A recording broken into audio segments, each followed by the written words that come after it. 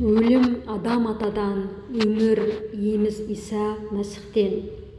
Бұдан шығатын қорытынды мынау: бір адам арқылы дүниеге күнә, ал күнә арқылы өлім келді. Адамдардың бәрі де ажалды болды, өйткені барлығы күнә жасады.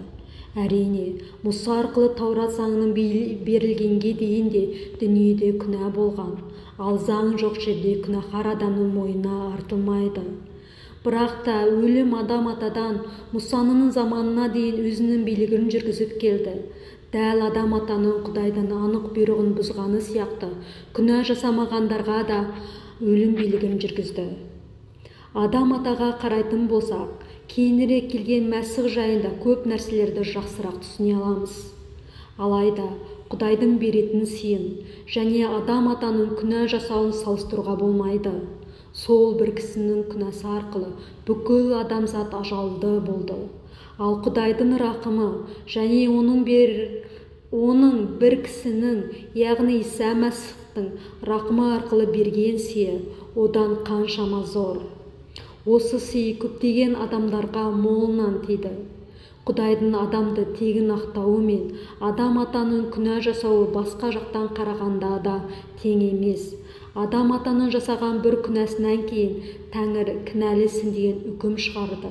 Ал адамзат жасаған көп күнәлардан кейін ол ақталдың деген тегін сый берді. Күнә жасаған бір кісі адам ата арқылы өлім бүкіл адамзатқа билік жүргізіп келді. Сол сияқты Құдайдың шексіз рақымын және әділдің тегін сыйын қабылдағандар бір кісі Иса Мәсіх арқылы өмірде билік құрды. Сонымен бір кісінің күнәсі бүкіл адамзатқа өлім жазасын алып келді. Ал өзге бір кісінің әділ ісі оған сенушілердің бәрін ақтап мәңгілік өмір сыйлады. Бір кісінің Құдайға мойынсұнбауы көптеген адамдардың күнәһар етті. Дәл солай басқа бір кісінің Құдайға мойынсұнуы арқылы көптеген адамдар ақталды. Ал Таурат заңы болса, күнә туралы түсінігіміздің көбейе түсуі үшін берілді. Бірақ күнә қаншалықсы көбейсе, Құдайдың рақымы одан да асып түсті.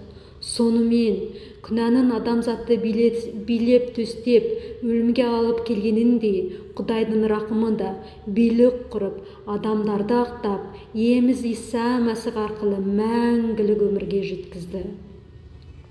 Римдіктерге арналған хат, 5-ші тарау, 12-ші аяттан 21-ші аятқа дейін.